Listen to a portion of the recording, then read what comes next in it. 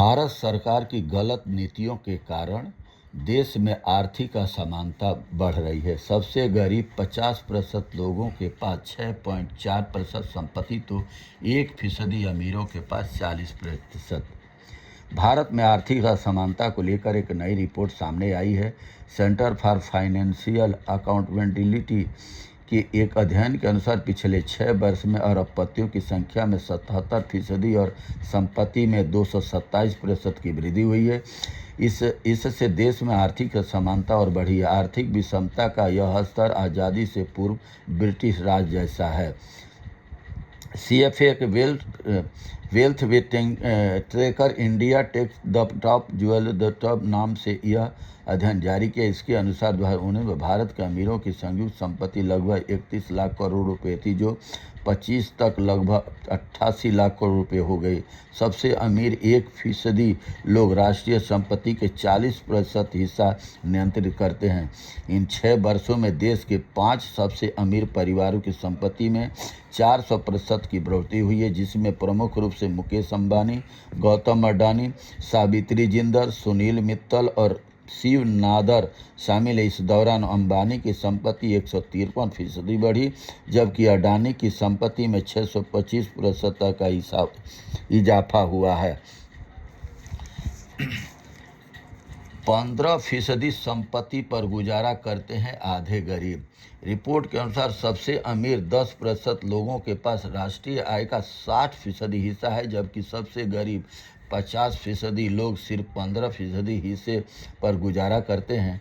भारत में डॉलर अरबपतियों की संख्या 1991 में सिर्फ एक थी, जो 2025 तक 358 हो गई है। भारत में सिर्फ 1688 लोगों के पास 1000 करोड़ या उससे ज़्यादा की संपत्ति है। इनकी कुल जमा संपत्ति 166 लाख करोड़ रुपए से अधिक है, जो भारत की GDP का लगभग 50% है।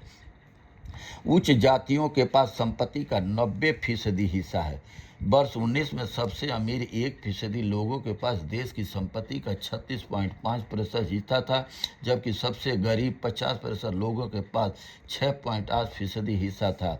अब सबसे अमीर 1% लोगों के पास 40.1% और सबसे गरीब 50% लोगों के पास 6.4% संपत्ति है।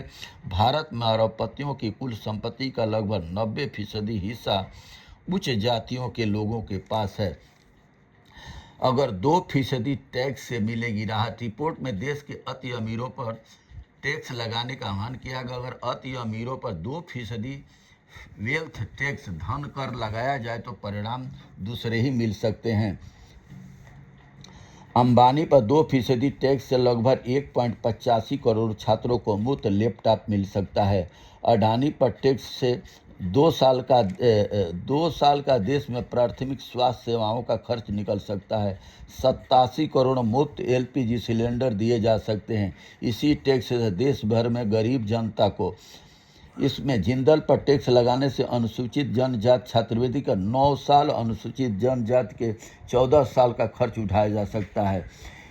1688 अति अमीर परिवार हेल्थ टैक्स लगाने से हर साल 10.63 लाख करोड़ रुपए के बराबर राशि प्राप्त होगी। इन अमीरों और गरीबों की खाई जब से बढ़ रही है, भाजपा सरकार RSS आई है, सिर्फ अमीरों की इनके पास है कि जितने भी सरकारी संस्थाएं थी सब प्राइवेट कंपनियों को, अडानी अंबानी को टेंडर दे करके सारे कंपनियों को प्राइवेट कर दिया। मंत्रालयों तक के भी सिर्फ IAS, PCS, DM, SP सब नीचे के जितने भी पद हैं, अधिकांश 4 क्लास 3 क्लास जितने भी पद सब प्राइवेटियों को दे दिया। इसीलिए गरीब गरीब होता चला जा रहा है, क्योंकि गरीबों की तनख्वाह 10,000, 15,000, 16,000, 8,000 इस तरीके, जिसका प्रमाण नोएडा अथॉरिटी के अंदर अभी जो मजदूरों की हड़ताल हुई थी उसका प्रमाण है कि जिसको पाकिस्तान के नाम पर बदनाम किया जा रहा है कि पाकिस्तान के लोगों ने उसकाया है।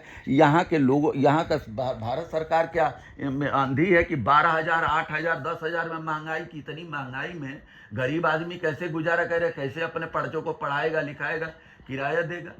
बहुत सोचने की बात है। और भारत सरकार जब तक नहीं सोचेगी बहुत देर हो चुकी होगी। बहुत बहुत धन्यवाद। नमस्कार। पढ़ा।